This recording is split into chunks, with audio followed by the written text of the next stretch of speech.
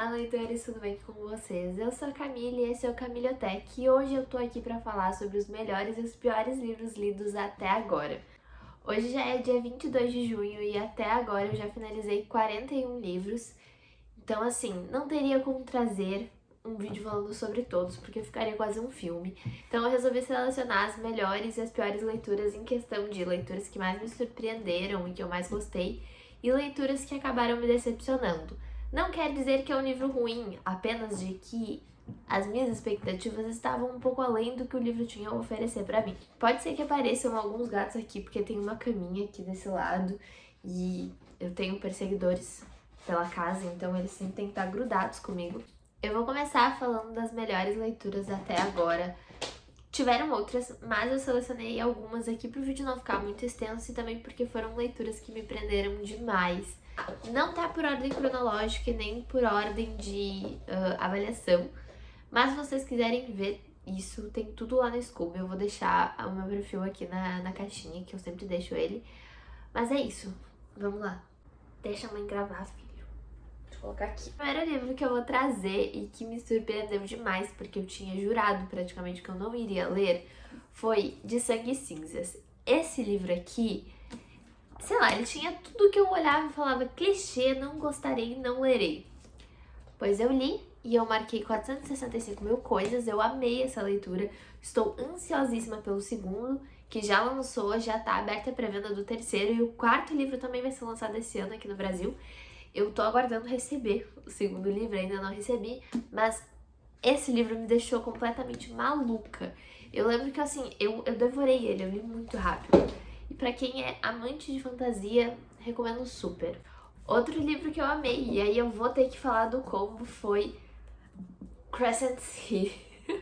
Esses dois tijolos aqui, que é Casa de Terra e Sangue, Casa de Céu e Sopro, que é da Sarah J. Maas, autora de Acotar, Trono de Vidro, a grande autora de fantasia do momento, né?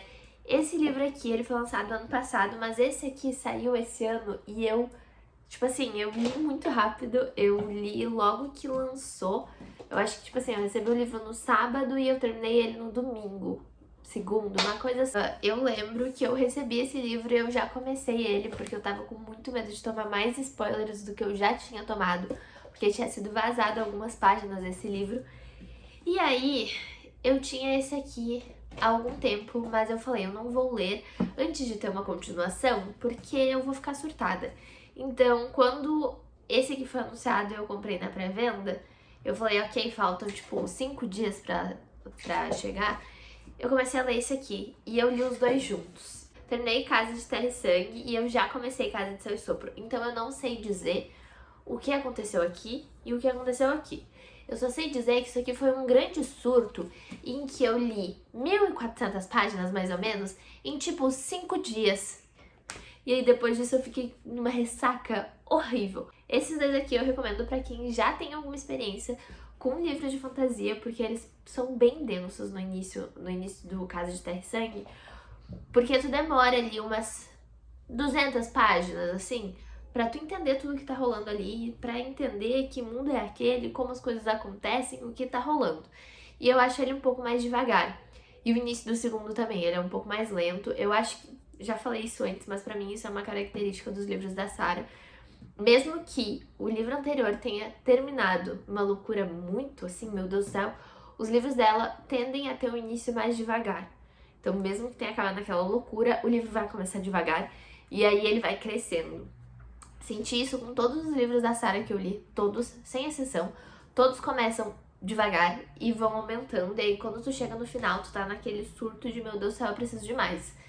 E é exatamente o que acontece aqui. Chorei horrores, inclusive tem lá no Instagram eu morrendo, chorando com esse livro, porque o jeito que termina eu simplesmente preciso de continuações. Então, Sarah J. Maas, pelo amor de Deus, eu preciso de mais um tijolo pra ler. Sobre notas, se eu não me engano, de Sangue e Cinzas eu dei 5 estrelas, e esse daqui também, porque eu não conseguiria dar menos. Outro livro 5 estrelas, que aí foi bem mais recente a leitura, foi tipo assim, semana passada, é O Enigma do Quarto 622. Eu li com o clube da Nádia, que eu tô participando, e a gente não teve debate, era até o final do mês agora pra gente ler.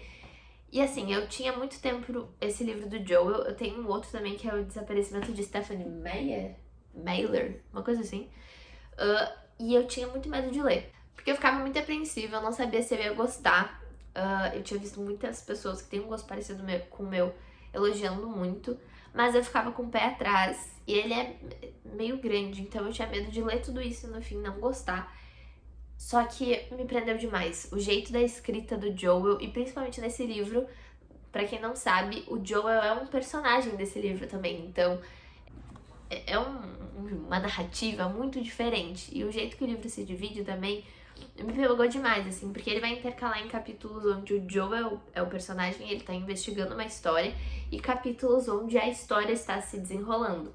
A história desse enigma do quarto. Então, é uma narrativa muito diferente. Eu nunca tinha lido nada nesse estilo, assim, que eu me lembre, que tenha me marcado tanto. Então eu gostei muito, eu fiquei muito fissurada, eu só consegui pensar nisso.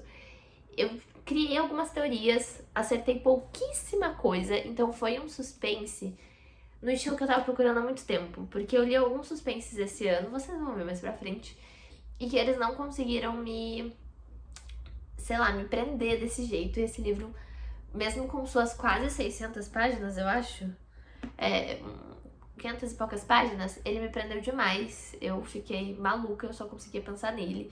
Tô louca pra ler outros livros do Joel, inclusive. Continuando então os livros que eu gostei e que me surpreenderam. Este livro aqui ainda não foi lançado no momento que eu estou gravando esse vídeo. Ele tá em pré-venda, não sei exatamente que dia, mas o lançamento dele é agora em julho, que é As Vantagens de Ser Você, da Ray Tavares, nacional maravilhoso.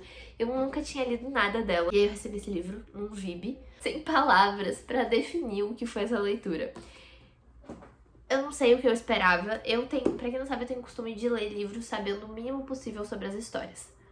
Porque isso não atrapalha a minha experiência de leitura. Na verdade, eu sinto que enriquece muito mais, porque aí eu não tenho noção do que vai acontecer.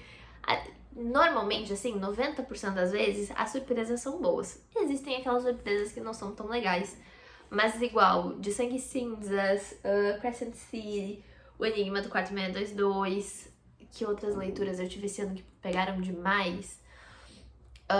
Os Bridgertons eu também li sem saber o que rolaria. Eu li alguns livros da Corro também sem noção do que ia acontecer. Eu li uma trilogia que é do Pássaro e Serpente, também não sabia do que se tratava. Eu gosto, é normalmente o que eu faço e realmente dá muito certo pra mim. Então aqui eu não tinha noção nenhuma do que a gente tinha, eu simplesmente peguei esse livro e li. Eu não sei nem colocar em palavras, mas ele vai trazer coisas que me pegaram demais. A nossa personagem principal aqui é a Ana, ela é lésbica, ela está solteira, ela tá desempregada, na verdade ela se torna desempregada no início do livro, ela tá completamente perdida, ela sente que ela não conquistou nada até agora, ela tem 24 anos, importante pontuar, ela tem uma irmã mais velha que aparentemente conseguiu tudo o que ela queria e é a filha perfeita. Gente, uma pausa, tá? É só porque eu não sei se eu não vou conseguir mostrar, eu vou acabar com o enquadramento do vídeo.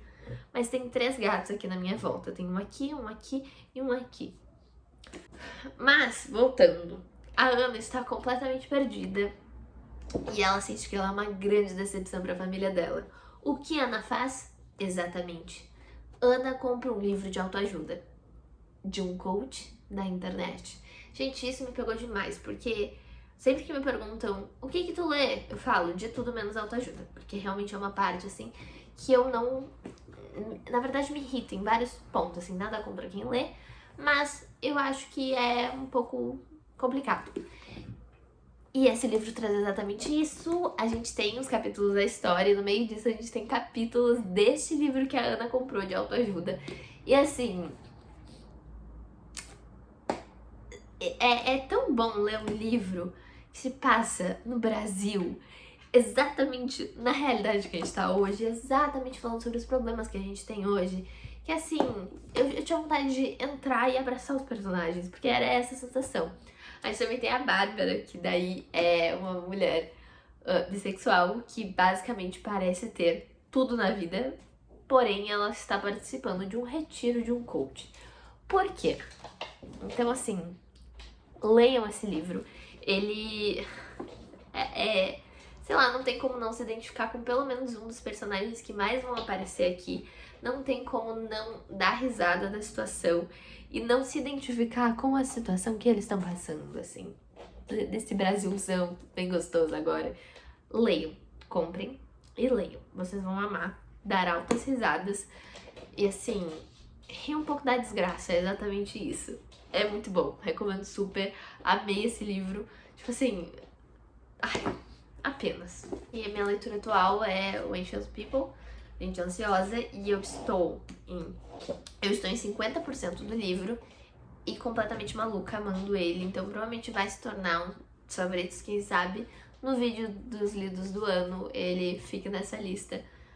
Aguardem nos próximos capítulos. Mas agora vamos falar das decepções.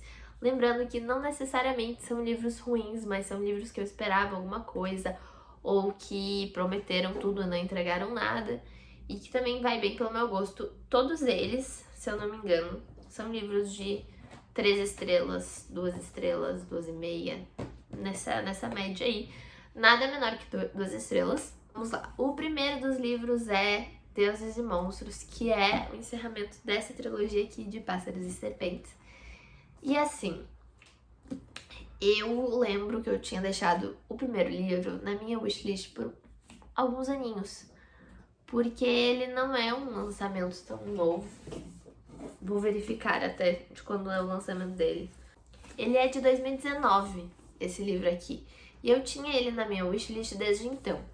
E aí eu vi um vídeo, se eu não me engano, do Paulo, do Livraria em Casa, falando sobre livros que ele não leria. E eu não sabia nada sobre essa história. Na dica de nada. Bulhufas, assim, não sabia, só sabia que era uma fantasia, então eu tinha colocado na minha wishlist porque eu tinha visto algumas pessoas comentando e falando bem. E aí eu vi ele falando sobre a história. Ele falando sobre a sinopse, e a sinopse dele é um grande clichê. É uma bruxa que acaba precisando fugir ali, não vou dizer do que, não vou dizer pra onde, não vou dizer por quê, mas ela acaba se casando por alguns acontecimentos com um caçador de bruxas. Só que ele não sabe que ela é uma bruxa e ela não conta, então só que ela se apaixona e aí a gente segue com um romance clichêzão. Olha que incrível. E aí eu olhei pra essa premissa e eu falei, ai, preguiça, e tirei da minha wishlist. Só que eu acabei recebendo da Record. E eu falei, já que está aqui, eu recebi o segundo também, e o terceiro, eu falei, putz, né, já que tá aqui, vamos aproveitar. Eu gostei do primeiro livro, fiquei extremamente surpresa. Eu acho que como eu não tinha expectativa nenhuma desse livro, ele me surpreendeu. Aí eu li o segundo, eu falei, tá, o primeiro ainda era melhor. Só que eu cheguei no terceiro, e tipo assim, esse livro tem 600 páginas, tá? E um monte de coisa pra resolver. Mas só pensa em um monte de coisa pra resolver. E aí, acontecem algumas coisas que parece que a gente... a sensação é que a gente voltou pro primeiro livro. E aí, essas coisas que tem pra resolver, elas só vão aumentando. E aí chega no momento que tem 100 páginas pra terminar o livro e não tem nada resolvido ainda. Aí tu olha e fala, gente... E as outras 500 páginas podia ter um fechamento legal. Não, tudo acontece em, tipo, pouquíssimas páginas correndo. Eu não gostei muito da escrita da Shelby em questão de momentos de luta. Eu não achei uma escrita legal, eu ficava meio perdida às vezes. Sabe aquele momento que tu não consegue imaginar ou entender o que realmente tá acontecendo naquela luta, porque é tudo muito confuso? Era essa sensação que eu tinha. Sei lá, os personagens principais, eu só me irritei com eles. Foi um livro que eu olhei e falei, gente, tinha tanto potencial, sabe? Tinha tanta coisa legal pra acontecer e ele ficou enrolando tanto, colocou tanta outra coisa no meio. Não, tipo assim, parece que no meio do rolo ela lembrava, tipo, putz, eu tenho isso aqui pra resolver também. Corre e tenta resolver. Então eu não curti muito. Se eu não me engano, eu dei 3 estrelas pra ele. Aí, o próximo livro, eu vou colocar o... só esse. Mas eu li outros também no gênero que também me deixaram meio assim, que é Naquele Fim de Semana. Esse livro tem uma adaptação pra Netflix que eu não gostei da adaptação. Preferi ainda o livro mesmo. Só que coisas importantes que, pra quem gosta de ler suspense, acho que é importante pontuar. Esse livro tem um final aberto. Ponto.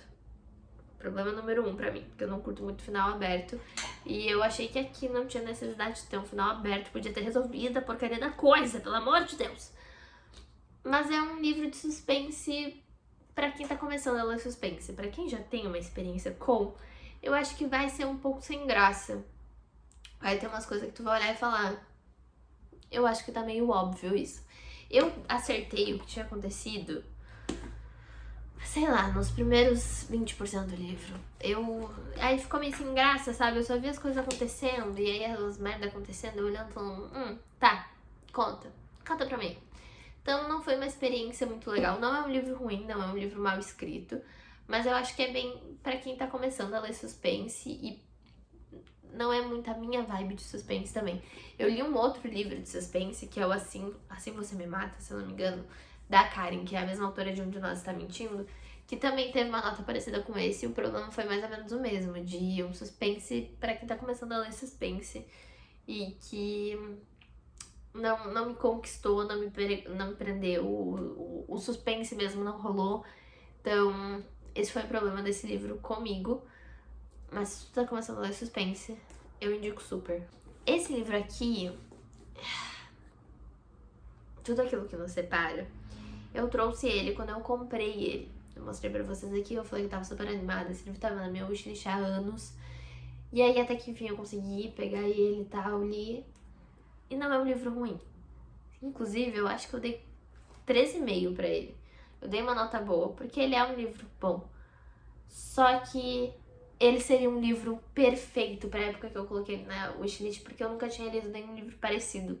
Atualmente eu já li muitos livros com essa mesma premissa. Então isso me dificultou um pouco, assim, a gostar dele. Porque pra mim atualmente é uma coisa batida. Em 2000 e não sei quantos que ele foi lançado, 2018. Em 2018 isso aqui era uma premissa mais, assim, inovadora. Então essa parte me pegou por já ter lido outros livros parecidos. E porque eu achei o romance trazido aqui meio xoxo, capenga, manco. Então, assim, não é um livro ruim. Se alguém me perguntasse algum livro nesse estilo, assim, eu indicaria. Mas eu me decepcionei porque eu estava esperando mais, porque eu demorei muito pra ler esse livro. Então, esperei milhões e recebi uns 100, assim. Não foi centavos, foi melhor, assim. Outro livro que também foi puramente expectativa. Esses livros são todos daquela compra, né? Eu não fiz compras boas. Mas Somos Todos Adultos aqui. Eu comprei ele porque eu vi uma foto que a Bia Paduleto postou de uma frase muito impactante do livro. E assim, eu marquei bastante coisa, porque esse livro me passou a mesma sensação de quando eu li Mulherzinhas. Só que livros que se passam em épocas completamente diferentes. Mas é um livro que quer te passar lição de vida e que tem frasezinhas prontas, sabe? Foi exatamente esse sentimento que eu tive. E essas frasezinhas prontas são legais, assim, só que é meio cansativo em algum momento do livro e só ele é arrastado. Quem eu queria que a história focasse, a história não focava.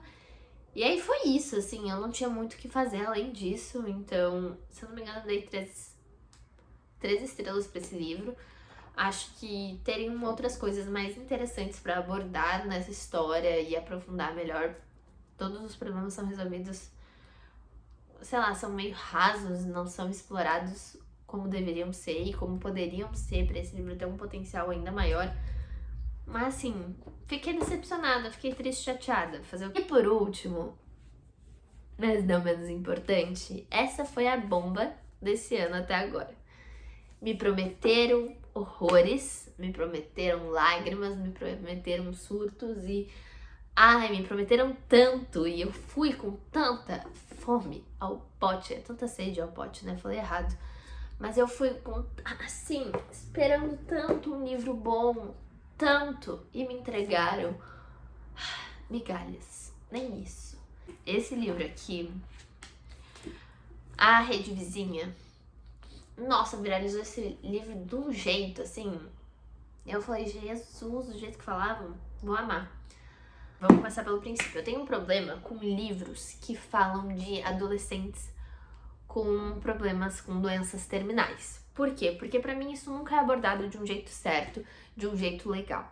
É sempre muito romantizado. Muito, muito assim. Eu tenho esse problema desde A Culpa das Estrelas.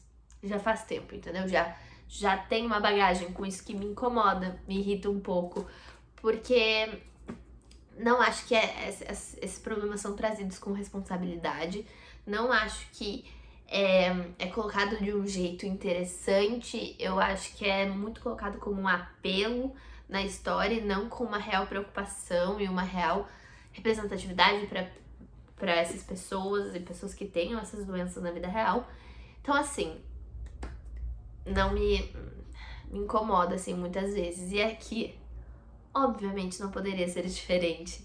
Só que isso aqui tem tantos outros problemas, tantos outros, pelo amor de Deus. Primeiro que a gente começa essa história com os dois tendo, tipo, 8 anos. E aí eles já ficando juntos e ele prometendo a ela que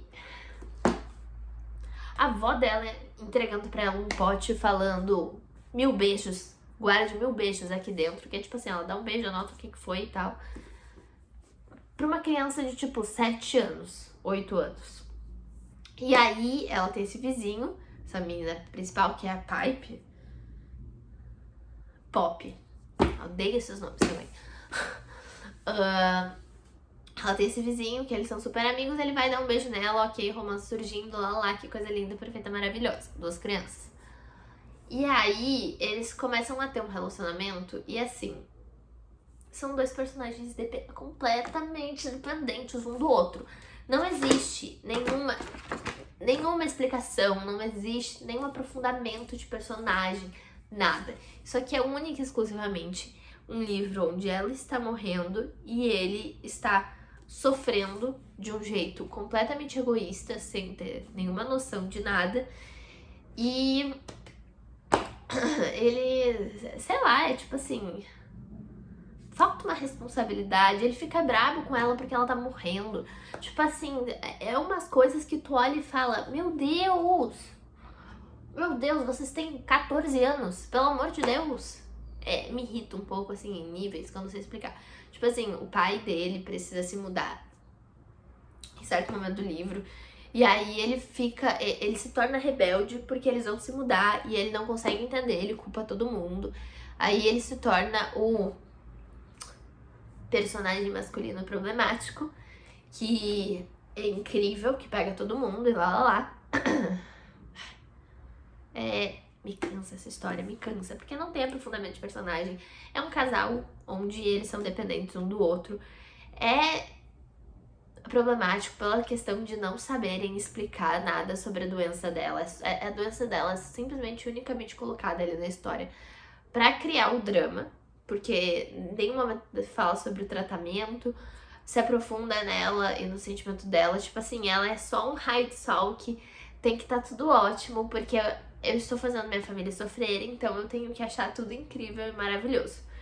E aí no meio do livro ele se empenha em realizar alguns sonhos dela, e aí todo mundo fica tipo, ah meu Deus, que lindo, ele realizou os sonhos dela. E aí tipo assim, do nada surge um namorado rico da tia dela que consegue levar ela a tal lugar que ela precisa. É umas soluções assim muito cagadas. Então, e é um livro, acho importante pontuar, é um livro que fala muito sobre religião, tá? É um livro que fala sobre Deus, é um livro que faz essa parte assim. Então, e é um livro cheio de frases prontas, tá? Não, e aí rola uma questão de a guria ter que ser responsável pela mudança dele, pra ele voltar a ser aquele garoto que ele era antes da mudança de casa, assim, porque ele vai pra outro estado, outro país, não lembro. Mas aí ela se torna responsável, entendeu? Ela tem que fazer ele mudar antes dela morrer. Então é uma coisa. Mas eu quero achar uma frase. Ai, ó. É como música. Quando olho para você, quando você me toca, quando vejo seu rosto, quando nos beijamos, meu coração toca uma música. Ele canta que precisa de você como eu preciso de ar. Ele canta que eu te adoro. Ele canta que eu encontrei a parte perfeita dele que estava faltando. É umas frasezinhas assim que, sei lá, se eu lesse quando eu tivesse 11 anos, talvez eu gostasse. Mas não rola. E é umas resoluções. E aí, nossa senhora, eu tinha esquecido disso. Mas daí a gente tem a gente tem um epílogo desse livro. O epílogo desse livro. Que assim, eu nunca xinguei tanto um livro como eu xinguei este epílogo. Eu acho que até o epílogo eu teria dado uma nota um pouquinho maior. Mas às vezes eu me pego pensando, será que 2 não foi muito generoso? Porque